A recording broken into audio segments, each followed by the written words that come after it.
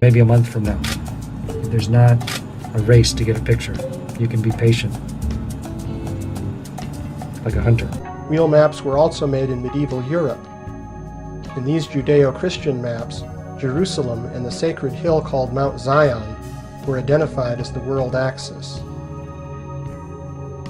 Somehow or other, the tradition of Jambudweep seems to have influenced Gerardus Mercator, who placed a mountain surrounded by a circular continent at the north pole of his map of the Arctic region. The 4 perpendicular rivers are channels flowing from the central mountain, Corbins. This Korean wheel map shows a central continent surrounded by a circular ocean and another circular continent. It is he that sitteth upon the circle of the earth.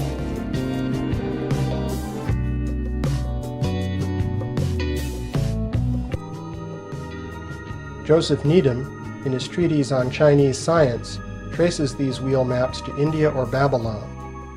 Here is a Babylonian wheel map. Thus, medieval European cosmology placed the Earth in the center of a small spherical universe surrounded by the abode of God and the elect. Sumeru Mountain. That's what they called Mount Meru or Mount Sumeru at the North Pole.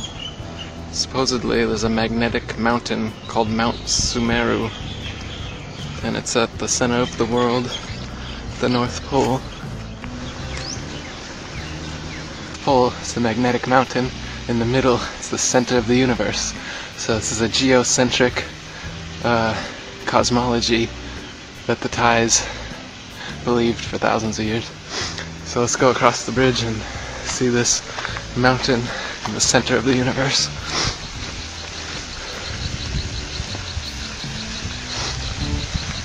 Early explorers said that there was rivers that fed into the mountain, and they changed directions every 6 hours, sucking in and then pushing out, and that's what caused the tides on Earth.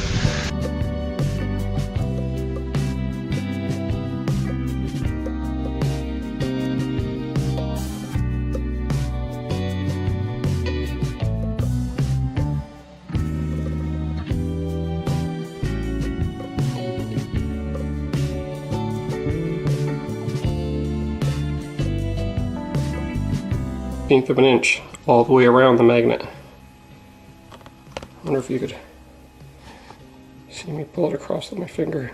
Yep.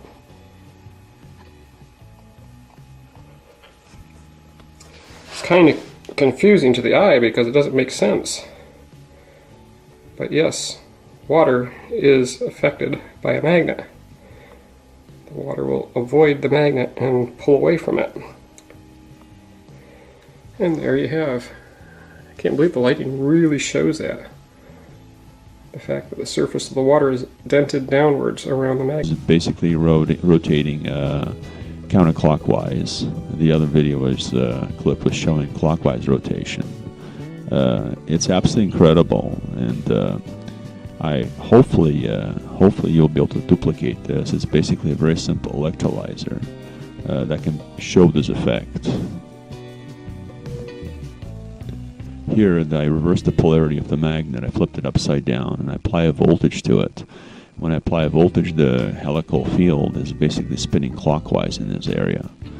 And I have a description of why this is shown.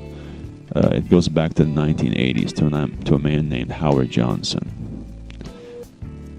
This is an iron slug here to show to my critics that in fact that the helical field is generated by a magnetic field as opposed to a left and right hand rule of current flow through the wire. You can see that there is no helical spin.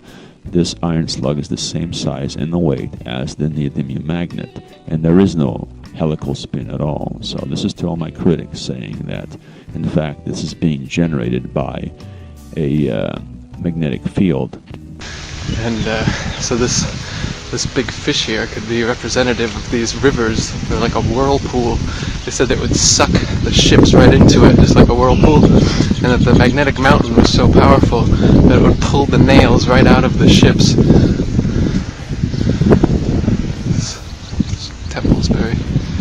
magnetic looking coloration of. Tide goes in, tide goes out. Never a miscommunication. You can't explain that. You can explain why the tide goes in. Tide goes in, tide goes out. See, the water, the tide comes in and it goes out, Mr. Silverman. Maybe it it's always comes Thor in, on top of then it Mount goes Olympus out. who's making the tides go in and out. No, but you can't explain that, and it goes out, Mr. Silverman. Maybe it it's always Thor comes on in. Olympus who's making the tides go in and out. No, but you can't explain that.